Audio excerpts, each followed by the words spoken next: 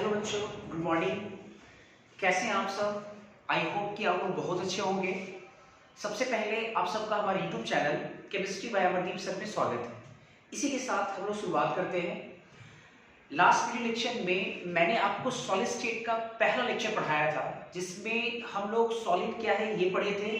फिर उसके बाद टाइप्स ऑफ सॉलिड देखे थे। सॉलिड दो तरह का होता है, एमोर्फस सॉलिड और क्रिस्टलाइन सॉलिड। एमोर्फस सॉलिड क्या है, क्रिस्टलाइन सॉलिड क्या है, ये सब हम लोग पढ़े थे। और इन सब के पढ़ने के बाद हम लोग ये तय किए थे कि एमोर्फस सॉलिड की अलाइन नहीं होने की वजह से उसका स्टडी करना बहुत डिफिकल्ट होता है।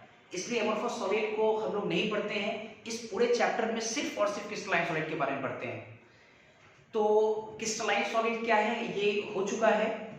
तो अब हम लोग पढ़ेंगे। आप ये भी ध्यान रखें कि जब भी मैं अब सॉलिड की बात करूंगा तो इसका मतलब वो एमोर्फस सॉलिड नहीं है। एमोर्फस सॉलिड की कहानी कल की क्लास में खत्म हो चुका है। अब जब भी मैं सॉलिड की बात करूंगा तो सिर्फ सॉलिड का मतलब होगा क्रिस्टलाइन सॉलिड। वो समझिए अंडरस्टूड है। जब भी मैं सॉलिड बोलूंगा मतलब समझना है आपने को crystalline solid.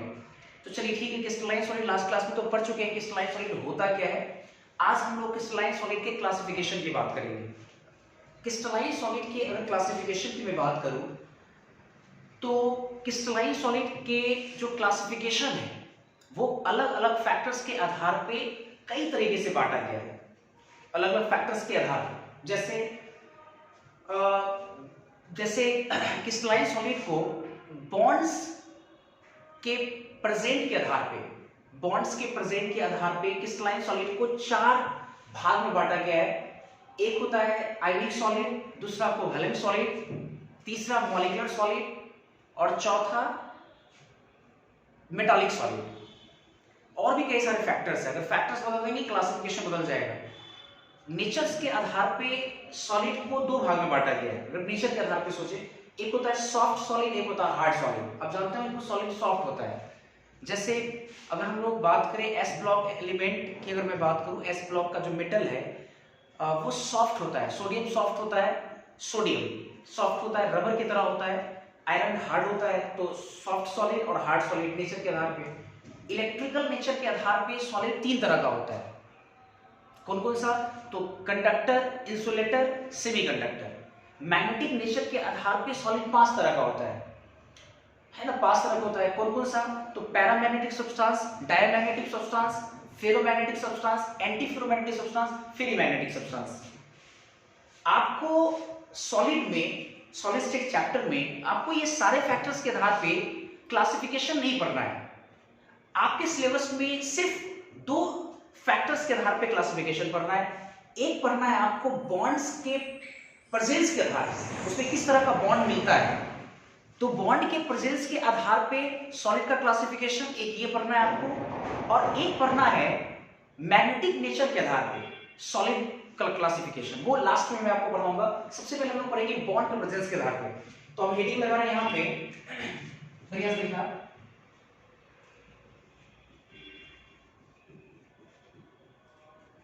Classification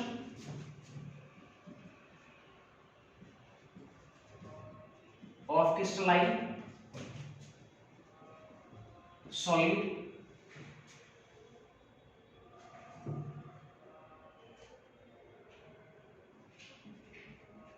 based on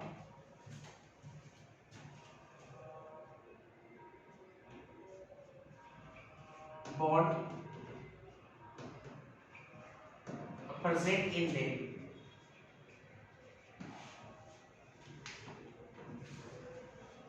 क्या लिखा? Classification of crystalline solid based on bond present in them. Bond की उपस्थिति के आधार पे क्रिस्टलाइन सॉलिड का क्लासिफिकेशन टोटल चार तरह का होता है। सबसे पहला हम लोग देखेंगे आयनिक सॉलिड। सबसे पहला होता है आपका आयनिक सॉलिड। चार होता है आपका आयनिक सॉलिड, दूसरा कोवैलेंट सॉलिड, तीसरा मेटालिक सॉलिड, चौथा मॉलिक्यूलर सॉलिड। एक एक करके हम लोग देखेंगे आयनिक सॉलिड। अब सवाल ये है कि आयनिक सॉलिड होता क्या है। आप ये समझिए जो क्लासिफिकेशन है, क्लासिफिकेशन किस फैक्टर के आधार पे? बॉन्ड के प्रेजेंस के आधार पे। और मुझे आयनिक सॉलिड डिफाइन करना है। मुझे लगता है कि आयनिक सॉलिड बॉन्ड कैसा होना चाहिए कि उसको आयनिक सॉलिड बोले। ऑब्वियसली बॉन्ड होना चाहिए, आयनिक बॉन्ड होना चाहिए, या आयनिक बॉन्ड होना चाहिए या इलेक्ट्रोवैलेंट बॉन्ड होना चाहिए। Ionic bond is also known as electrovalent bond. बढ़िया समझना इस बात को। सिंपल सा एक चीज है, आयनिक सॉलिड और बॉन्ड्स के प्रेजेंस के आधार पे आप देख रहे हैं। तो अगर बॉन्ड के प्रेजेंस के आधार पे देख रहे हैं, अगर बॉन्ड हमारा आयनिक बॉन्ड हो, आप 9th क्लास में अपने बेसिक क्लासेस में जरूर पढ़ा होगा, बॉन्ड्स दो तरह का होता है, ionic bond, covalent bond.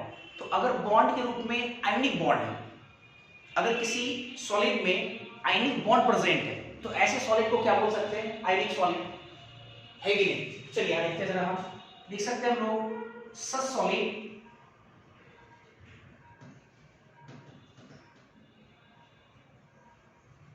in which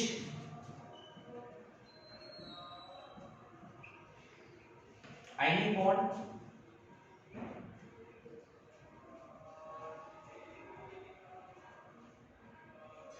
ये इलेक्ट्रोवैलेंट बॉन्ड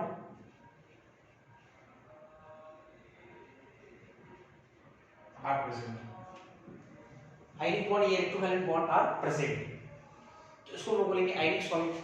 अब सवाल ये है कि सर ऐसे कौन कौन से सॉलिड होंगे जिसको हम लोग आयनिक सॉलिड कह सकते हैं? ऑब्वियस है जिसमें आयनिक बॉन्ड होगा। अब सवाल ये कि सर आयनिक बॉन्ड किसमें रहता है? तो आयनिक बॉन्ड आप कैसे डिफाइन करते हैं? आयनिक बॉन्ड कहते किसको है? जिसमें इलेक्ट्रॉन का ट्रांसफर होता है, कोई इलेक्ट्रॉन देता है, कोई इलेक्ट्रॉन लेता है। जो इलेक्ट्रॉन देगा उस पर प्लस चार्ज आएगा, जो इलेक्ट्रॉन लेगा उस पर माइनस चार्ज आएगा, और इस प्लस और माइनस के बीच में एक electrostatic force of interaction generate होता है, जिसको हम लोग बोलते हैं आयनिक बॉन्ड। काफी सारे तरीके हैं आपको आयनिक बॉन्ड पहचानने का, काफी सारे तरीके, जैसे प्लस और माइनस के बीच में आयनिक बॉन्ड होता है। कुछ बच्चे ऐसे पढ़ते हैं, प्लस और माइनस के बीच में, प्लस वाले को कैटायन और माइनस वाले को एनायन बोलते हैं, तो कैटायन और एनायन के बीच में आयनिक बॉन्ड बनता है, प्लस और माइनस के बीच में आयनिक बॉन्ड बनता है। 10th क्लास में आपने जरूर ये पढ़ा होगा कि आयनिक बॉन्ड और कोवैलेंट बॉन्ड कैसे हम लोग पहचानते थे। तो बोला जाता था कि मेटल और नॉन मेटल रहेगा, मेटल और नॉन मेटल। तो मेटल और नॉन मेटल के बीच का जो बॉन्ड होगा वो आयनिक बॉन्ड होगा, और नॉन मेटल के बीच का जो बॉन्ड होगा वो कोवैलेंट होगा। सिंपल सी बात है, अगर कैटायन आयन है, चाहे मेटल मेटल, तो अगर मेटल और मेटल है तो अभी बीच में क्या है? आयनिक। किसी आयनिक प्रेजेंट है वैसे सॉलिड को हम बोल रहे हैं आयनिक सॉलिड। तो इसकी एग्जांपल्स क्या है? जैसे इसके बोलोगे सोडियम NaCl,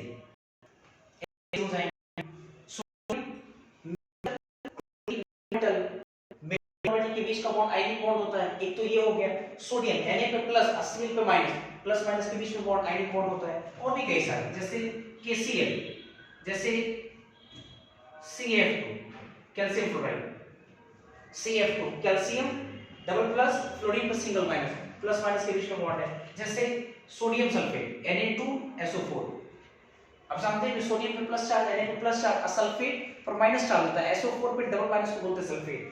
तो सोडियम सल्फेट वगैरह वगैरह जितने भी सॉलिड होंगे सब क्या होंगे? आयनिक सॉलिड हो जाएगा। ये आयनिक सॉलिड हो गया। सेकेंड होता है आपका कोवैलेंट, कोवैलेंट सॉलिड, या इसका एक और नाम है, इसको हम लोग नेटवर्क सॉलिड भी कहते हैं। कोवैलेंट सॉलिड या नेटवर्क सॉलिड, कोवैलेंट का एक दूसरा नाम है नेटवर्क सॉलिड। अब बढ़िया समझना है। तो अगर मेरा सवाल ये कि कोवैलेंट सॉलिड क्या है, अब बच्चों को ऐसा लगता है कि सर जैसे आयनिक सॉलिड में आपने बोला आयनिक बॉन्ड प्रेजेंट हो, तो ऐसे सॉलिड को आयनिक सॉलिड कह सकते हैं। तो कोवैलेंट सॉलिड किसको बोलेंगे? जिसमें कोवैलेंट बॉन्ड प्रेजेंट हो। लेकिन एक बात ध्यान रखिए, जिसमें कोवैलेंट बॉन्ड प्रेजेंट हो ये टेक्निकली गलत हो सकता है आपका। अगर आपको कोवैलेंट बॉन्ड डिफाइन करना है तो आप ये बोलिए जिसमें सिर्फ और सिर्फ कोवैलेंट बॉन्ड प्रेजेंट हो, सिर्फ और सिर्फ क्या हो? कोवैलेंट बॉन्ड प्रेजेंट हो। जैसे देखिए जरा अच्छे से, हम यहां लिखते हैं उसको फिर समझाते हैं आपको कैसे कोवैलेंट बॉन्ड प्रेजेंट होना चाहिए, सिर्फ कोवैलेंट बॉन्ड प्रेजेंट होना चाहिए। तो हम लिख सकते हैं सच सॉलिड इन विच ओनली, सिर्फ होना चाहिए क्या? ओनली कोवैलेंट बॉन्ड, सिर्फ कोवैलेंट बॉन्ड होना चाहिए, only covalent bond are present. तो ऐसे सॉलिड को हम लोग बोलेंगे कोवैलेंट सॉलिड। फॉर एग्जांपल देखिए जरा अच्छे से, फॉर एग्जांपल जैसे डायमंड,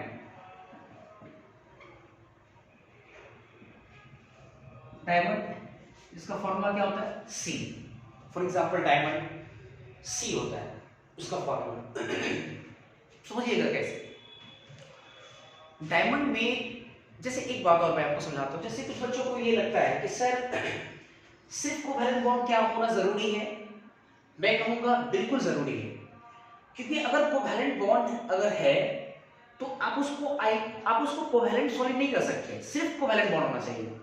क्यों? क्योंकि देखो एक चीज बताओ, सोडियम सल्फेट जो मैंने यहां पे लिखा है, अगर सोडियम सल्फेट को अगर तुम देखो तो सल्फेट का जो स्ट्रक्चर होता है SO4 डबल बॉन्ड को कहते हैं, तो वो कुछ ऐसा होता है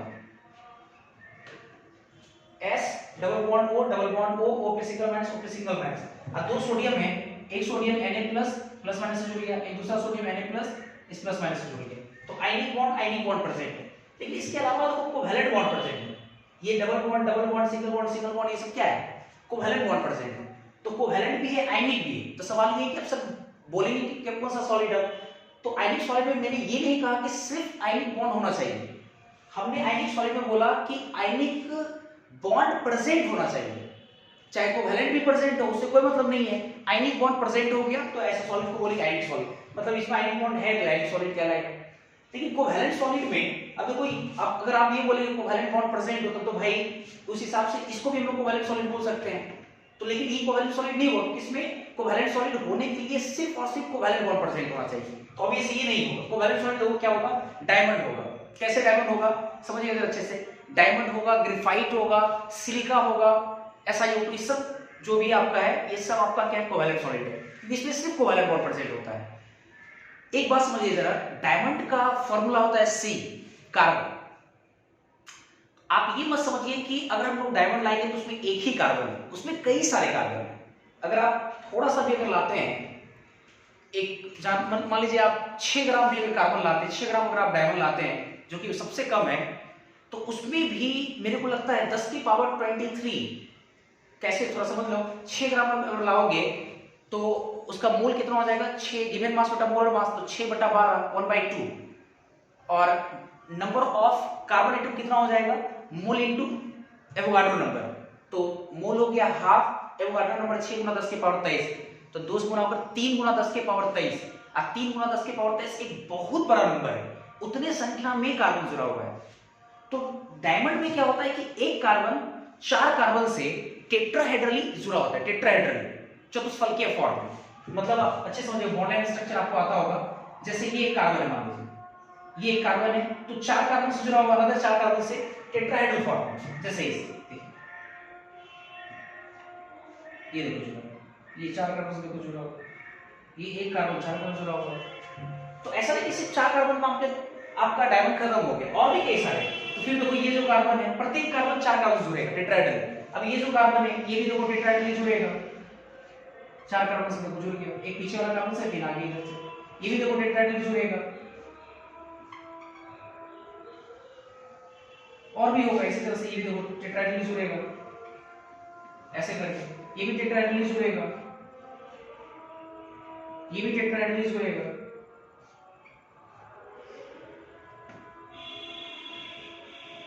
ऐसे करके तो डायमंड में कई सारे कार्बन जो है वो टेट्राहेड्रली इस प्रकार से अरेंज किए ऐसे। तो आप एक चीज देख सकते हैं कि इसमें जहां कहीं भी कॉर्नर या टर्मिनल है वो अपने आप में कार्बन है, और जो सिंगल लाइन यूज हुआ है उसको हम लोग बोलते हैं कोवैलेंट बॉन्ड। तो इसमें देख सकते हो कि हर कार्बन एक दूसरे कार्बन से कोवैलेंट बॉन्ड से जुड़ा हुआ है, सिर्फ कोवैलेंट बॉन्ड से जुड़ा हुआ, कहीं पर भी देखिएगा सिर्फ कोवैलेंट बॉन्ड है। तो इसको हम लोग क्या बोल सकते हैं? कोवैलेंट सॉलिड बोल सकते हैं। अच्छा, इसका नाम नेटवर्क सॉलिड क्यों पड़ा है?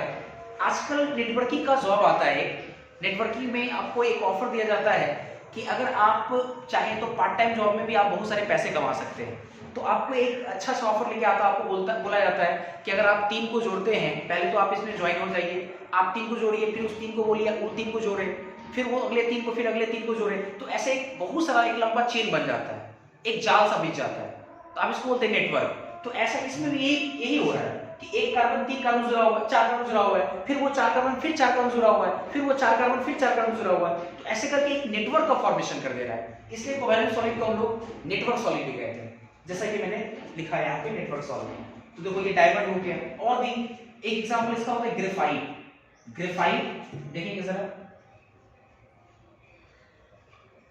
ग्रेफाइट का फॉर्मूला भी कार्बन ही होता है। ग्रेफाइट का फॉर्मूला याद होगा आपको कि डायमंड या ग्रेफाइट कार्बन का एलोट्रॉप्स है।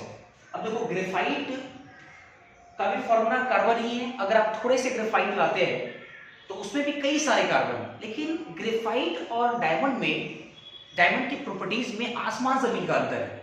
डायमंड बहुत हार्ड होता है और उसके उल्टा, जस्ट उल्टा ग्रेफाइट सॉफ्ट होता है, स्लिपरी नेचर का होता है तो दोनों कार्बन का बना हुआ, लेकिन थोड़ा सोचने वाली बात है कि एक सॉफ्ट है एक हार्ड है, तो आखिर इसके पीछे कारण क्या है, ये जानना जरूरी है। और उसके कारण है उसका स्ट्रक्चर। अब देखिए कैसे जरा, ग्रेफाइट में क्या होता है कि एक प्लेन दूसरे प्लेन के नीचे होता है, कई सारे प्लेन होते हैं उसमें, कई सारे, एक प्लेन पे कई सारे कार्बन होते हैं, दूसरे प्लेन पे भी कई सारे कार्बन होते हैं, तीसरे प्लेन पे भी कई सारे कार्बन होते हैं। इसमें कोई प्लेन नहीं बना है, उसमें प्लेन होते हैं, हेक्सागोनल प्लेन होता है कई सारे, देखना अच्छे से, जैसे इस तरह से होता है।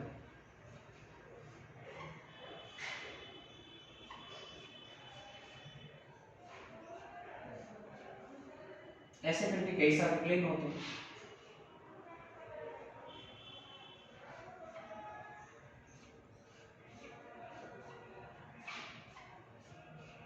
एक प्लेन में जो कार्बन है वो 3 अलग कार्बन जुड़ा होगा। आप देख सकते हैं किसी भी कार्बन उठाइए, जैसे ये कार्बन उठाए तो 1 बॉन्ड 2 बॉन्ड 3 बॉन्ड, 3 कार्बन जुड़ा होगा। ये भी कार्बन 1 बॉन्ड 1 2 3 से, ये भी कार्बन उठाइए अगर आप यहां से तो 1 2 3 से, 3 से जुड़ा होगा हर एक कार्बन। तो ये और भी है कई सारे प्लेन, यहाँ पे कई सारे प्लेन है, इसके भी प्लेन है, नीचे भी प्लेन होगा। तो एक प्लेन ये है जिसमें कई सारे कार्बन है, एक प्लेन ये है जिसमें भी कई सारे कार्बन है, और सारे कार्बन 3, एक प्लेन में जो कार्बन है वो 3 कार्बन जुड़ा हुआ है। कार्बन 4 बॉन्ड बनाता है, सबको पता होना चाहिए। कार्बन कितने बॉन्ड बनाते हैं? 4 बॉन्ड। तो अगर कार्बन 4 बॉन्ड बनाता है, अगर कार्बन 4 बॉन्ड बनाता है, करता क्या, कैसे अपने आप को कैसे बनाता है, ऊपर का जो प्लेन में कई सारे कार्बन है तो कोई एक कार्बन नीचे वाले प्लेन से जुड़ जाता है। उसी तरीके से ऊपर का ये जो प्लेन है, इस पे जो कार्बन, उसके कोई कार्बन ऊपर वाले प्लेन से जुड़ जाता है। मतलब ये समझ लीजिए आप कि मान लीजिए ये वाला जो कार्बन इस कार्बन जुड़ा हुआ है, ये वाला कार्बन मान लीजिए इस वाले कार्बन जुड़ा हुआ है, तो ऐसे करके कई सारे कार्बन जो है एक दूसरे तीसरे से जुड़े होते हैं। ये कार्बन मान लीजिए इस वाले से जुड़ा हुआ है, ऐसे करके। तो एक नीचे वाला जो प्लेन वाला कार्बन है ऊपर वाले प्लेन के किसी कार्बन से जुड़ करके रहता है। तो आप ये समझ लीजिए कि कई सारे कार्बन एक प्लेन में है, फिर कई सारे कार्बन एक प्लेन में, फिर उसके नीचे भी प्लेन है।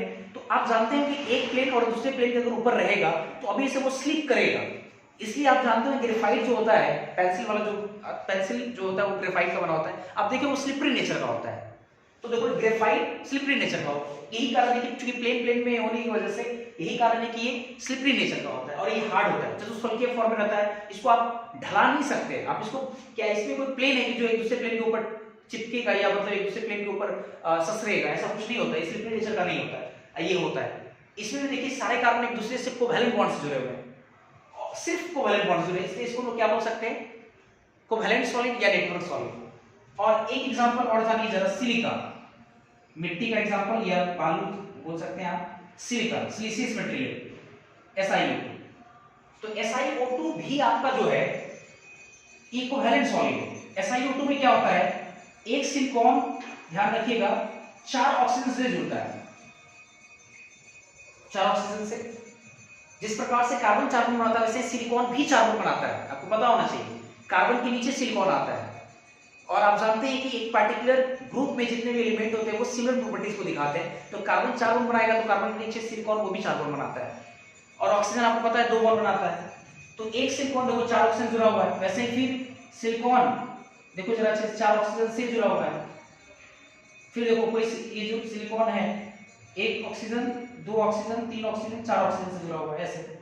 तो इस तरह से आप देखेंगे तो कई सारे सिलिकॉन है, कई सारे ऑक्सीजन, लेकिन एक बात तय है कि जितना सिलिकॉन आएगा उसके दोगुने संख्या में ऑक्सीजन आएगा। इसलिए जब सिंपलेस्ट फॉर्मूला लिखिएगा, अगर सिलिकॉन 1000 आया तो 2000 आपका ऑक्सीजन आएगा। इसलिए 1000 2000 का रेशियो लेंगे तो 1:2 आएगा, इसलिए SiO2 आता है। हालांकि इसके स्ट्रक्चर को आप फील करना चाहते हैं, आप जाकर गूगल कीजिए, आप इसके स्ट्रक्चर को देखिएगा कैसे रहेगा। क्योंकि मैं कंप्लीट स्ट्रक्चर नहीं बना रहा हूं, इसलिए आपको सिलिकॉन और ऑक्सीजन का संख्या काउंट नहीं कर पाएंगे आप, लेकिन इतना ध्यान रखिए सिलिकॉन जितना उतना ही ऑक्सीजन, सॉरी उसके दोगुना में ऑक्सीजन, सॉरी, ठीक। तो ये हो गया आपका कोवैलेंट सॉलिड या नेटवर्क सॉलिड। इसके बाद हम लोग देखेंगे मेटालिक सॉलिड। पहले आप इसको नोट कर लीजिए, फिर आगे देखते हैं।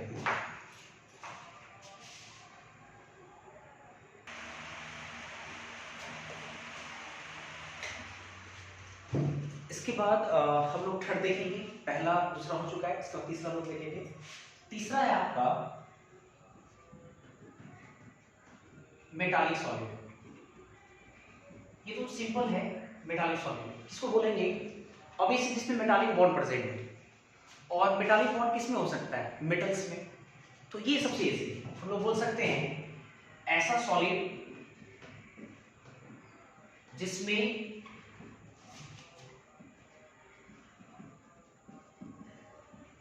Metallic bond are present. और ये किस में प्रेजेंट होता है? मेटल्स में। For example sodium, for example iron, example platinum, gold, silver etcetera. जितने भी मेटल्स हैं उन सब में मेटालिक बॉन्ड होगा और सारे मेटल्स मेटालिक सॉलिड के एग्जांपल्स होंगे। बिल्कुल। इसके बाद आइए फोर्थ, एक होता है मॉलिक्यूलर सॉलिड।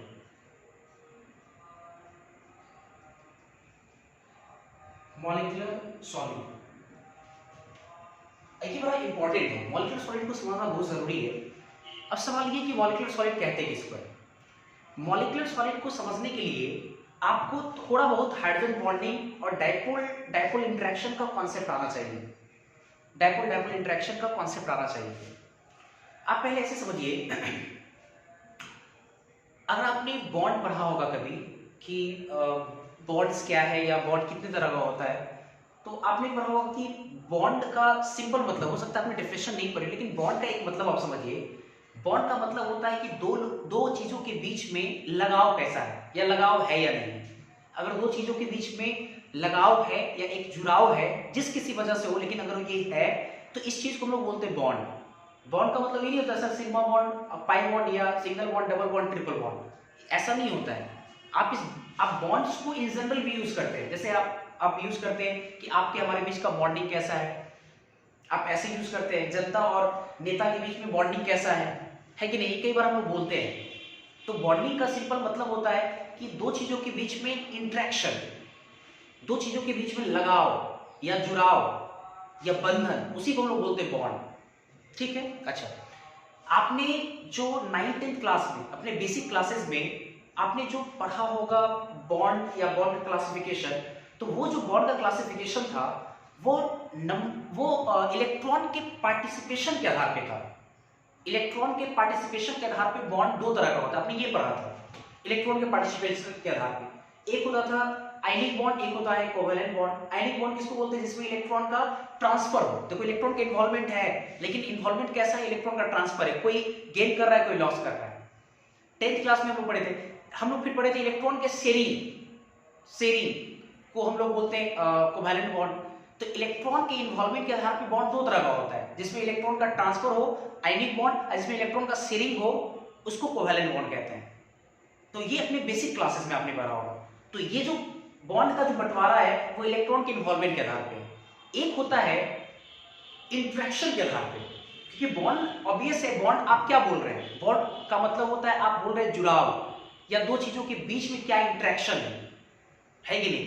तो अगर बॉन्ड की अगर क्लासिफिकेशन की बात करें on the basis of interaction, लगाव के आधार पे, तो बॉन्ड दो तरह का होता है। एक होता है स्ट्रॉन्ग बॉन्ड और एक होता है वीक बॉन्ड। एक स्ट्रॉन्ग बॉन्ड होता है, एक होता है वीक बॉन्ड। स्ट्रॉन्ग बॉन्ड में आपका आता है कोवैलेंट बॉन्ड और आयनिक बॉन्ड, दोनों का दोनों जो है वो स्ट्रॉन्ग बॉन्ड में चला आता है। स्ट्रॉन्ग बॉन्ड में आयनिक बॉन्ड और कोवैलेंट बॉन्ड आता है। और जो वीक बॉन्ड होता है, वीक बॉन्ड में आपका आता है hydrogen bonding, dipole interaction, van der Waals force of interaction, जिसको लंदन फोर्स भी कहते हैं हम लोग। फोर्स भी, बल भी एक प्रकार का वही इंटरेक्शन, ये बॉन्ड ही है। तो ये सब आता है। जैसे थोड़ा सा मैं आपको रफ में समझाऊंगा, यहाँ पे इतना में तो क्लियर करेंगे हम लोग। चलिए देखिए जरा अच्छे से, अगर इंटरेक्शन का आधार पे देखें बेस्ड ऑन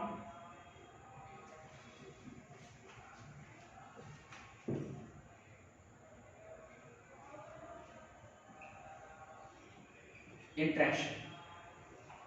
तो दो तरह का होता है बॉन्ड, एक होता है स्ट्रॉन्ग बॉन्ड, एक होता है वीक बॉन्ड। स्ट्रॉन्ग बॉन्ड किसको बोलेंगे? जिसमें फोर्स ऑफ इंटरेक्शन स्ट्रॉन्ग हो,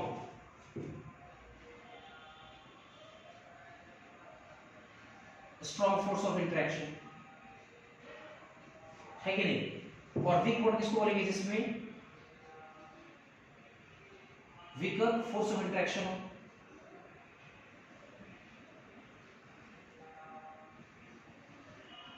वीकर फोर्स ऑफ इंटरेक्शन, उसको हम लोग क्या बोलेंगे? Weak bond. अब स्ट्रॉन्गर फोर्स ऑफ इंटरेक्शन किसमें होता है? तो for example ionic bond, comma covalent bond.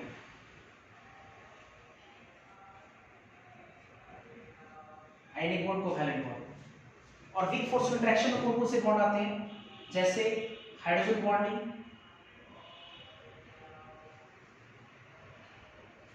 जैसे dipole dipole interaction,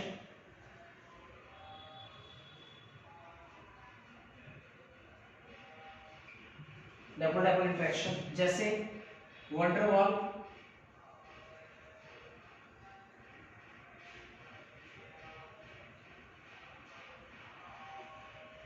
force of interaction, ये सब वगैरह। ठीक है, ये सब वीक फोर्स ऑफ इंटरेक्शन के अंदर आता है। और वीक फोर्स ऑफ इंटरेक्शन को लोग बोलेंगे weak bond. Hydrogen bonding, dipole dipole interaction, wonder Waals force of interaction, ये सब वीक बॉन्ड के अंदर आता है। तो इसमें आपको जानना है हाइड्रोजन बॉन्डिंग क्या है, ये इंपॉर्टेंट है, और डाइपोल डाइपोल इंटरेक्शन क्या है, ये आपको जानना चाहिए, है ये नहीं? तभी सा करके आप मॉलिक्यूलर सॉलिड कंफर्म हो पाएंगे कि होता क्या है। हाइड्रोजन बॉन्डिंग के बारे में मैं एक बात पहले कहूंगा कि हाइड्रोजन बॉन्डिंग काफी ज्यादा इंपॉर्टेंट है, वेरी वेरी इंपॉर्टेंट। आपकी इस पूरे क्लास 12 के जर्नी में कई बार हाइड्रोजन बॉन्डिंग आए, कई बार। और उस हाइड्रोजन बॉन्डिंग के आने की वजह से कई सारे जो डेटाज हैं, जो फैक्टर्स हैं, वो अचानक पलट जाता है। तो आपको हाइड्रोजन बॉन्डिंग जानना चाहिए। और हाइड्रोजन बॉन्डिंग सिंपल है, आप एक दो पॉइंट को अगर अच्छे से याद रखेंगे आपको हाइड्रोजन बॉन्डिंग क्लियर हो जाएगा। तो मैं आपको हाइड्रोजन बॉन्डिंग समझा रहा हूं। हाइड्रोजन बॉन्डिंग होने का दो शर्त है। पहला शर्त है हाइड्रोजन बॉन्डिंग के लिए कि हाइड्रोजन को मोर electronegative element that is phone, FON, fluorine, oxygen और नाइट्रोजन से जुड़ा होना चाहिए। फ्लोरीन, ऑक्सीजन या नाइट्रोजन से। पहला शर्त ये है। हाइड्रोजन बॉन्डिंग होने का सबसे पहला शर्त क्या है? Hydrogen must be attached with more electronegative element like phone, FON, fluorine, oxygen और नाइट्रोजन। पहला चीज ये। और दूसरी बात ये कि चूंकि पहला लाइन फिर से एक बार मेंशन कर दे रहे हैं, चूंकि अगर हाइड्रोजन मोर इलेक्ट्रोनेगेटिव एलिमेंट से अगर अटैच्ड है, तो मोर इलेक्ट्रोनेगेटिव एलिमेंट क्या करता है? हाइड्रोजन और उस मोर इलेक्ट्रोनेगेटिव के जो इलेक्ट्रॉन्स, जो शेयरिंग है, उस बॉन्ड शेयरिंग इलेक्ट्रॉन को अपने तरफ खींचता है। कौन? मोर इलेक्ट्रोनेगेटिव एलिमेंट, जिसकी वजह से मोर इलेक्ट्रोनेगेटिव एलिमेंट पे डेल्टा माइनस चार्ज आता है और दूसरे पे डेल्टा प्लस चार्ज आता है। हाइड्रोजन पे डेल्टा प्लस चार्ज आता है। तो दूसरा शर्त ये है, ये जो हाइड्रोजन पे जो डेल्टा प्लस चार्ज है, दूसरा कोई more electronegative element like phone ही उसके नजदीक में आए और उन दोनों के बीच में एक इलेक्ट्रोस्टैटिक फोर्स ऑफ इंटरेक्शन बनेगा, इलेक्ट्रोस्टैटिक फोर्स ऑफ इंटरेक्शन, और उसी इंटरेक्शन को हम लोग बोलेंगे हाइड्रोजन बॉन्डिंग। सिंपल है, देखो जरा अच्छे से। यहां पे मैं लिख रहा हूं हाइड्रोजन बॉन्डिंग के एक दो शब्द मैं यहां पे लिख दे रहा हूं। पहला hydrogen bonding,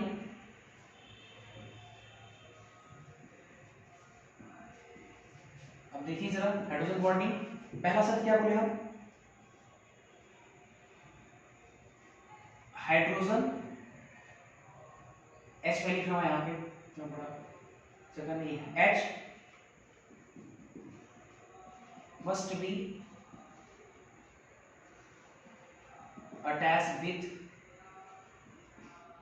more electronegative EN element like FON,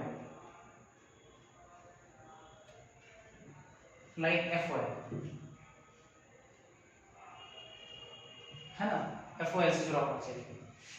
और दूसरी बात कि दैट जो hydrogen that hydrogen interact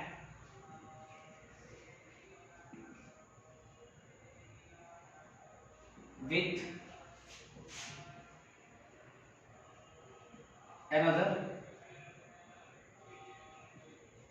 more electronegative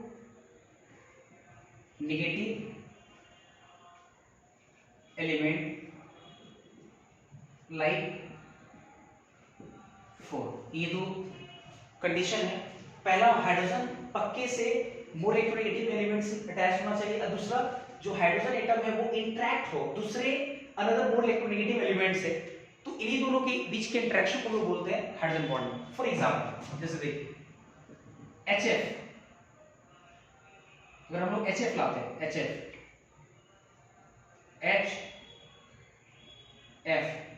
hydrogen fluoride जिसको हम लोग बोलते हैं, हाइड्रोजन फ्लोराइड, ये ऐसे लिखते हैं हम।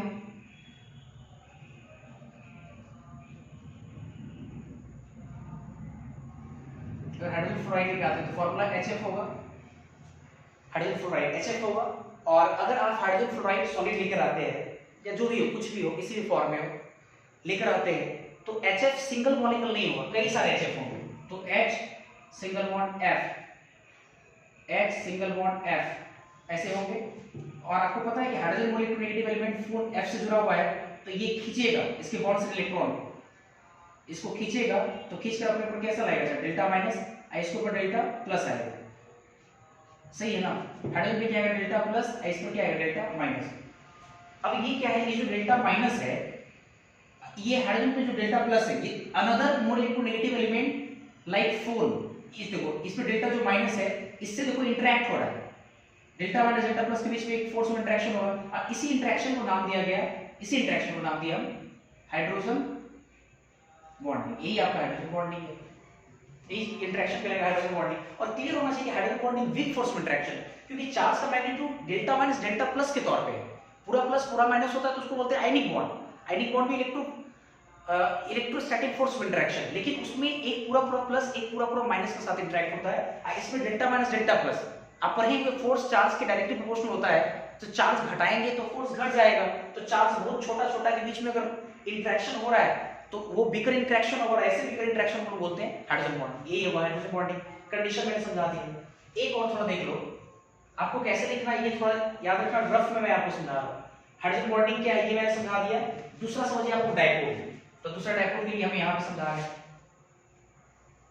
डायपोल मैं यहां पे दिखा रहा हूं। डायपोल अपने को समझना है, तो डायपोल कई सारे बच्चे पढ़े भी होंगे, जानते भी होंगे, जो नहीं जानते मैं उसको बता रहा हूं। डायपोल, डाई का मतलब दो, पोल का मतलब ध्रुव। डायपोल एक प्रकार का सजावट होता है। कैसे सजावट को लोग डायपोल कहते हैं? एक ऐसा सजावट जिसमें दो इक्वल और अपोजिट चार्ज छोटे से दूरी पे प्रेजेंट हो, तो ऐसी सजावट को लोग बोलते हैं dipole. Equal and opposite charge placed on smallest distance called dipole. देखिए जरा लिखते हैं यहां पे, when two equal and opposite small charges placed at smallest distance coin is called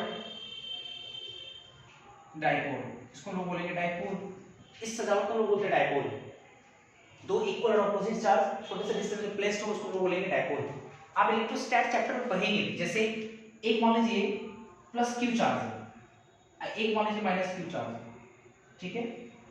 छोटा चार्ज है प्लस क्यू माइनस क्यू, दोनों चार्ज एक छोटे से डिस्टेंस, मान लीजिए इसका डिस्टेंस 12 ले लेते हैं, पूरा डिस्टेंस 12 मान लिए, तो इक्वल और अपोजिट चार्ज छोटे से डिस्टेंस पे प्रेजेंट है, तो ऐसे सजावट को लोग क्या बोल रहे हैं? डायपोल।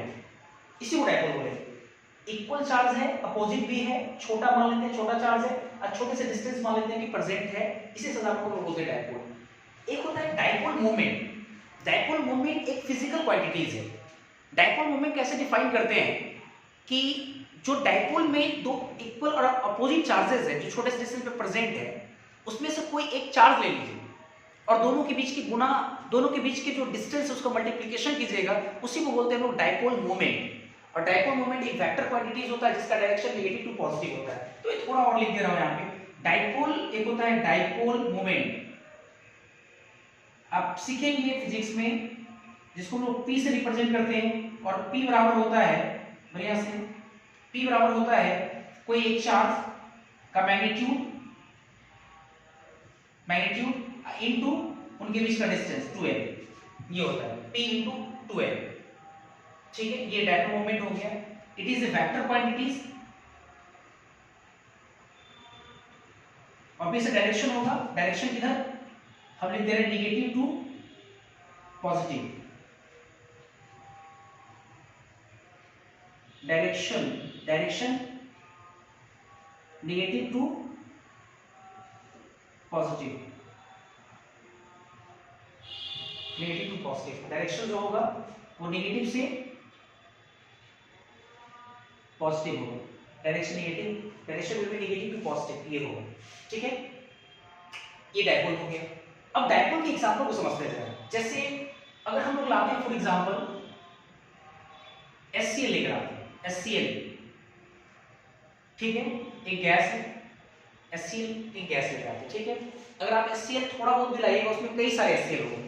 अब देखो कई सारे HCl होंगे तो H single bond Cl, H single bond Cl, ये होगा कंफर्म। हम दो मॉलिक्यूल लेकर आए, कई सारे मॉलिक्यूल होंगे, मैं आपको दो मॉलिक्यूल दिखाऊंगा। अच्छा, हाइड्रोजन और क्लोरीन में ज्यादा इलेक्ट्रोनेगेटिव पोल, ऑब्वियसली क्लोरीन, आप इलेक्ट्रोनेगेटिव पे थोड़ा कमांड कीजिए, बहुत जरूरी है। तो क्लोरीन ज्यादा इलेक्ट्रोनेगेटिव होगा, ऑब्वियसली खींचेगा जिसके ऊपर डेल्टा माइनस डेल्टा प्लस, खींचने का टेंडेंसी रखता है तो छोटा चार्ज के होता है, ये भी खींचेगा डेल्टा माइनस, इसके देखो डेल्टा प्लस। अब देखो ये बढ़िया समझा जाना, क्या ये डाइपोल है कि नहीं? ऑब्वियसली डाइपोल है। कैसे डाइपोल? दो स्मॉल इक्वल अपोजिट चार्जेस छोटे से दूरी पे प्रेजेंट है, ये देखो डाइपोल हो गया। प्लस माइनस दो इक्वल अपोजिट चार्ज छोटे से डिस्टेंस पे प्लेस्ड है, तो देखो ये भी क्या है, डाइपोल है। अब एक बात तो ये क्लोरीन का डेल्टा माइनस H का डेल्टा प्लस, इन दोनों के बीच में एक इंटरेक्शन होगा, तो इसको हम लोग क्या बोलेंगे? इसको बोलेंगे हम लोग डाइपोल इंटरेक्शन कहेंगे, इसको लोग बोलेंगे डाइपोल इंटरेक्शन। डाइपोल दो पोल के बीच में जो इंटरेक्शन हुआ उसको डाइपोल इंटरेक्शन। बच्चे के मन में एक क्वेश्चन जरूर रहा होगा, सर आप हाइड्रोजन बॉन्डिंग में क्यों नहीं बोले? क्योंकि हाइड्रोजन बॉन्डिंग में तो यही चीज था, लेकिन हाइड्रोजन बॉन्डिंग ये नहीं होगा। हाइड्रोजन बॉन्डिंग होने का शर्त था मोर electronegative element like fluorine oxygen या नाइट्रोजन जुड़ा होना चाहिए, लेकिन आपको क्लोरीन है, इसलिए हाइड्रोजन बॉन्डिंग नहीं बल्कि डाइपोल इंटरेक्शन होगा। तो मेरा ख्याल थोड़ा हाइड्रोजन बॉन्डिंग डाइपोल इंटरेक्शन आप समझ गए क्या होता है। One the force of interaction, अगर कोई चार्ज या किसी भी रूप में कोई नहीं है कुछ भी, तो दो मॉलिक्यूल एक दूसरे को अगर इंटरेक्ट करता है बिना किसी चार्ज के, मास की वजह से इंटरेक्शन होता है, सरफेस की वजह से इंटरेक्शन होता है, तो उस इंटरेक्शन को हम लोग बोलते हैं वन डर वाल फोर्स ऑफ इंटरेक्शन। सरफेस की वजह से जो इंटरेक्शन होता है उसको बोलते हैं वन डर वाल फोर्स ऑफ इंटरेक्शन। अब समझते हैं जरा मॉलिक्यूलर सॉलिड क्या है। ये सब आप कभी मॉलिक्यूलर सॉलिड लिखने के बाद ये सब आप लोग लिखेंगे। चलिए पहले हम मॉलिक्यूलर सॉलिड समझते हैं। अब देखो मॉलिक्यूलर सॉलिड किसको बोलेंगे कि वैसा solid in which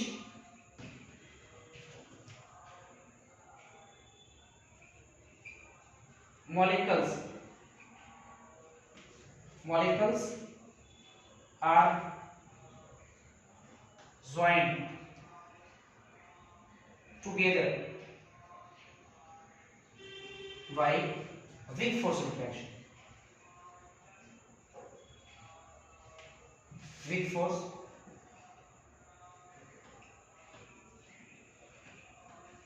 of attraction. Such solid in which molecules are joined together by weak force of attraction, comma, is called molecular solid. Molecular solid. For example, जैसे अगर हम बात करें आइस का फॉर्मूला H2O, बिल्कुल ये एक मॉलिक्यूलर सॉलिड का एग्जांपल। कैसे? आइस में जब अगर आप आइस लेकर आएंगे तो H2 बहुत सारे हैं, तो अगर बहुत सारे H2O है तो H single bond O single bond H, H single bond O single bond H, H single bond O single bond H। तो आप देख सकते हैं, देखो इसमें हाइड्रोजन ऑक्सीजन से जुड़ा हुआ है, हाइड्रोजन बॉन्ड एक नेगेटिव से जुड़ा हुआ है, इस पे डेल्टा माइनस, इस पे डेल्टा प्लस, डेल्टा प्लस, इस पे देखो delta minus, delta plus, delta minus, है ना, इससे जुड़ा हुआ। तो कोई भी बीच में फोर्स इंटरेक्शन होगा, इन दोनों के बीच में फोर्स इंटरेक्शन होगा, और इसको हम क्या बोलेंगे, हाइड्रोजन बॉन्डिंग। तो एक बॉन्ड, एक H2 मॉलिक्यूल दूसरे H2 मॉलिक्यूल से कैसे जुड़े हुए हैं, weak force interaction like hydrogen bonding से जुड़े हुए हैं, इसलिए आइस आपका कौन सा सॉलिड हो जाएगा, मॉलिक्यूलर सॉलिड हो जाएगा। जैसे अगर हम लोग बात करें ड्राई आइस, जिसका फॉर्मूला होता है CO2, ड्राई CO2, तो CO2 को और देखिएगा तो C double bond O, double bond O, CO2, oxygen दो बॉन्ड कार्बन चार बनाता है, फिर देखो जब C double bond O, double bond O। तो आपको पता है कि ऑक्सीजन ज्यादा इलेक्ट्रोनेगेटिव है, डेल्टा माइनस, कार्बन में डेल्टा प्लस, डेल्टा माइनस, इसमें देखो डेल्टा प्लस। अब देखो ये ऑक्सीजन का डेल्टा माइनस इस कार्बन के डेल्टा प्लस से इंटरेक्ट होगा, तो इसको हम लोग क्या बोल सकते हैं, ऑब्वियसली हाइड्रोजन बॉन्डिंग तो नहीं बोल सकते, लेकिन डायपोल डायपोल इंटरेक्शन कह सकते हैं इसको, डायपोल डायपोल इंटरेक्शन कह सकते हैं।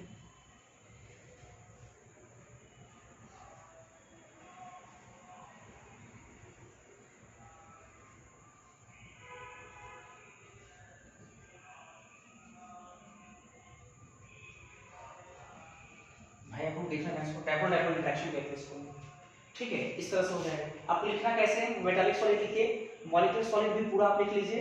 फिर अगर आपको समझना है इंटरेक्शन के आधार पे स्ट्रॉन्ग बॉन्ड, वीक बॉन्ड दो तरह का होता है, फिर मैंने हाइड्रोजन बॉन्डिंग समझाया, फिर डायपोल डायपोल इंटरेक्शन मैंने यहाँ समझाया, डायपोल डायपोल इंटरेक्शन क्या होता है, इसके एग्जांपल्स यहाँ लगे हुए हैं। तो मेरा ख्याल है कुछ समझ में आ गया होगा, यही होता है मॉलिक्यूलर सॉलिड। हालांकि एनसीईआरटी में मॉलिक्यूलर सॉलिड को भी 3 पार्ट में बांटा गया है, समझ लीजिए अच्छे से। मॉलिक्यूलर सॉलिड को 3 पार्ट में बांटा गया है।